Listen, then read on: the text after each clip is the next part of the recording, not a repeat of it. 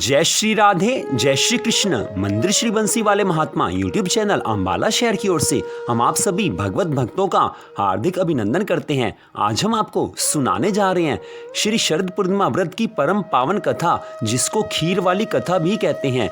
शरद पूर्णिमा व्रत की एक कथा को आप हमारे चैनल पर कल सुन चुके हैं। उसके पहली कथा के लिंक को भी हमने इस वीडियो के डिस्क्रिप्शन में दे दिया है, उस कथा को भी आप अवश्य सुने। श्री शरद पूर्णिमा की पहली कथा को भी आप हमारे चैनल पर अवश्य सुने, उसका लिंक हमने इसी वीडियो में डिस्क्रिप्शन में दे दिया है। तो अब आप सुनिए शरद पूर्णिमा व्रत की दूसरी परम पावन कथा, जिसको खीर वाली कथा भी कहते हैं। इस कथा का संबंध भगवान श्री राधा कृष्ण जी से है, वृंदावन धाम से है। तो जो भगवान श्री राधा कृष्ण जी के भक्त हैं उनके लिए तो यह कथा अमृत से भी बढ़कर है। तो इस कथा को आप पूरी श्रद्धा भावना से ध्यान से सुने, तभी इसका पूरा फल मिलेगा। तो श्री शरद पूर्णिमा व्रत की दूसरी कथा इस प्रकार है। बोल श्री राधा कृष्ण भगवान की जय। अब परम पावन कथा। एक बार देवऋषि नारद जी पृथ्वी पर घूमते हुए पृथ्वी पर मनुष्यों को नाना प्रकार की व्याधियों में जकड़ा हुआ देखकर अत्यंत दुखी हुए और विचार करने लगे, इस तरह पीड़ित मानवता को किस प्रकार दुखों से मुक्ति दिलानी चाहिए। जब हर तरह से विचार करने पर उन्हें कोई युक्ति नहीं सूझी, तो भगवान नारायण हरि का ध्यान करते हुए मुंह से नारायण नारायण का घोष करते हुए क्षीर सागर की ओर प्रस्थान किया। वहां पहुंचकर क्या देखते हैं कि भगवान श्री हरि शेष शैया पर मंद मंद मुस्कुराते हुए शयन कर रहे हैं तथा लक्ष्मी जी उनके चरण दबा रही हैं। यह देख नारद जी ने तुरंत साष्टांग प्रणाम किया और स्तुति करने लगे और कहने लगे कि हे नारायण, आप हर समय अपने भक्तों की रक्षा व पालन करते हैं। आपकी कृपा के बिना पत्ता भी नहीं हिल सकता।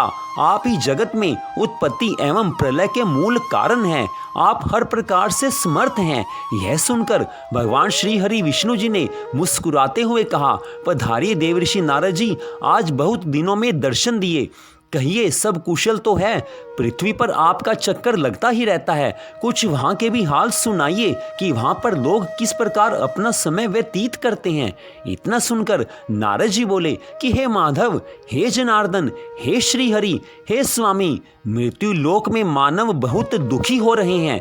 उनके दुखों को देखकर मैं तो क्या, मेरी आत्मा भी रो रही है। हे प्रभु, कोई ऐसा सरल उपाय बताइए जिसके करने से मनुष्य दुखों से छूट सके और उनकी मनोकामनाएं पूर्ण हो सके। देवऋषि नारद जी के इन पवित्र वचनों को सुनकर भगवान श्री हरि बोले, हे नारद जी, आप धन्य हैं जो आप दूसरों के उपकार के लिए ही विचार मन में रखते हैं। इसीलिए आज आपको एक पवित्र व्रत की कथा, श्री शरद पूर्णिमा व्रत की कथा सुनाता हूँ, जिसके करने से स्त्रियों की हर प्रकार की मनोकामनाएं पूर्ण होंगी। वह अंत समय में मेरे लोक को भी प्राप्त करेंगी, इसमें कुछ भी संदेह नहीं है।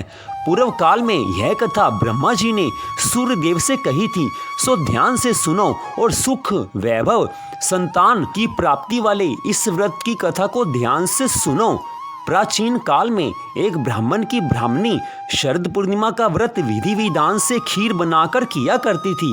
वह उस दिन 5 सेर दूध की खीर बनाती, उसमें किशमिश, बादाम आदि डालकर खूब सुंदर खीर बनाकर भगवान श्री हरि का भोग लगाती और अड़ोसी पड़ोसी रिश्तेदार सब में खीर का प्रसाद बांटती तथा रात्रि में चंद्रमा की रोशनी में भगवान का घी खांड का भोग लगाती तथा भगवान की मूर्ति का बहुत बढ़िया ढंग से श्रृंगार करती। उन्हें श्वेत वस्त्र, मुकुट, श्वेत हार इत्यादि पहनाकर चंद्रमा की धवल रोशनी में उन्हें विराजमान करती, कीर्तन करती, भजन करती तथा ठाकुर जी के तरह तरह के लाड लडाती।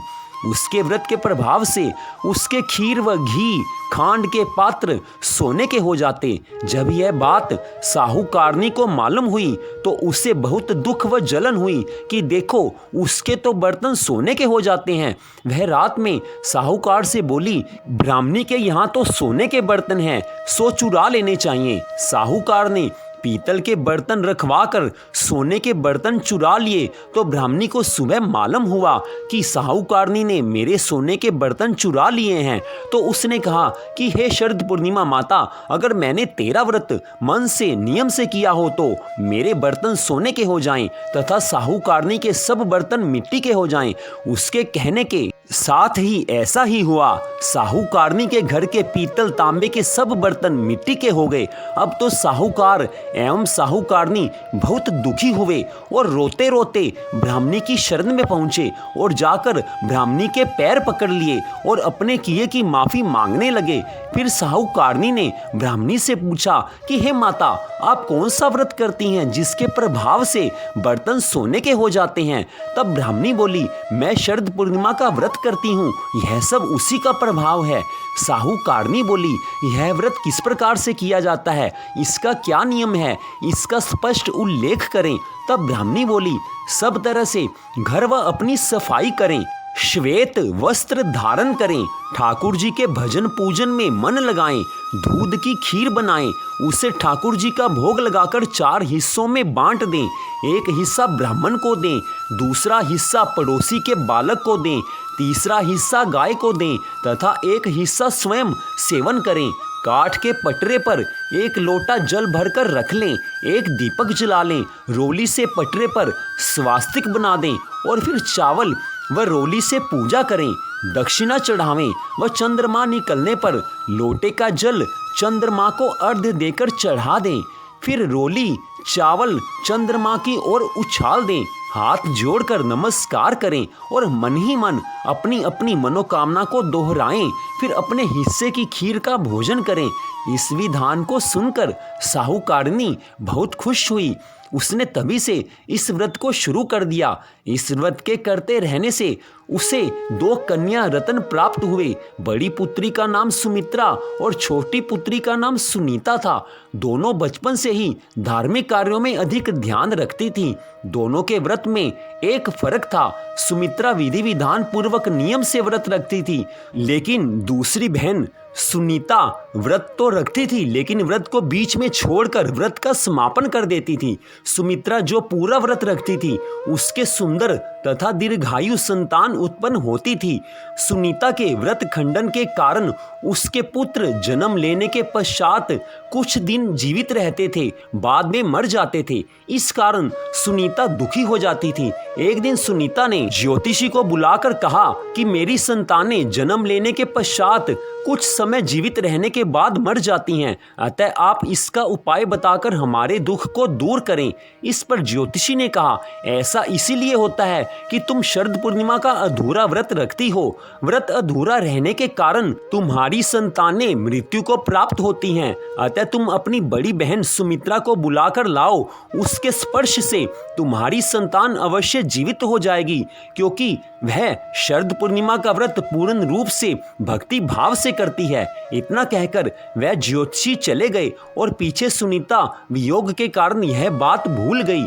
हर वर्ष की तरह अगली बार भी शरद पूर्णिमा आई। सुनीता ने विधि पूर्वक व्रत किया, लेकिन व्रत में कुछ कमी होने के कारण उसका जो पुत्र था वह मर गया। तो उसने मृत पुत्र को उसी पटरे पर सुला दिया जिस पर वह शरद पूनम का पूजन किया करती थी। लेकिन ईश्वर की विधि को कौन जानता है कि उसकी बड़ी बहन सुमित्रा अचानक उसके घर आ गई और सुमित्रा के लहंगे का छोर मृत पुत्र को स्पर्श कर गया।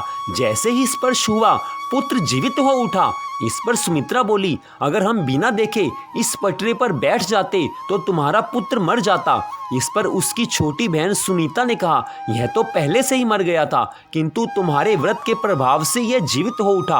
अपनी छोटी बहन की बात सुनकर उसकी बड़ी बहन सुमित्रा बहुत प्रसन्न हुई। उसे प्रथम बार शरद पूर्णिमा व्रत की शक्ति का अनुभव हुआ। इसके बाद दोनों बहनें शरद पूर्णिमा का व्रत और भी भक्ति भाव से करने लगी। वह अपने सगे संबंधियों व पास पड़ोस के लोगों को यह व्रत करने की विधि बतलाने लगी।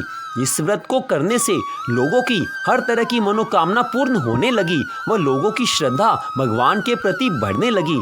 जय हो भगवान श्री लक्ष्मी नारायण जी की, जय हो श्री राधा कृष्ण भगवान जी की। जैसी आपने सुनीता की इच्छा पूरी की, वैसे ही हम सभी लोगों की भी मनोकामनाओं को पूरा करें। जय शरद पूर्णिमा माता की। तो इस प्रकार श्री शरद पूर्णिमा व्रत की कथा आपने मंदिर श्री बंसी वाले महात्मा यूट्यूब चैनल पर सुनी। आपसे यह निवेदन है कि आप भी अगर कुछ ना भी कर सके, व्रत ना भी रख सके, तो शरद पूर्णिमा 30 अक्टूबर की रात्रि को खीर बनाकर उसको चांद की रोशनी में अवश्य रखें, ताकि उसके ऊपर चंद्रमा की परम पावन शीतल किरणें पड़ें और वह अमृत रूप हो जाए। उसके बाद सुबह उस खीर को आप प्रसाद स्वरूप में ग्रहण करें। इससे भगवान की कृपा आप पर बनी रहेगी। तो मंदिर श्री बंसी वाले महात्मा यूट्यूब चैनल अंबाला शहर की ओर से आपने श्री शरद पूर्णिमा व्रत की यह खीर वाली कथा सुनी, तो आप सबका हार्दिक धन्यवाद। भगवान श्री राधा कृष्ण जी की कृपा, शरद पूर्णिमा माता की कृपा सदा आप सब पर बनी रहे। इसी मंगल कामना के साथ जय श्री राधा कृष्ण भगवान जी की, जय शरद पूर्णिमा माता की।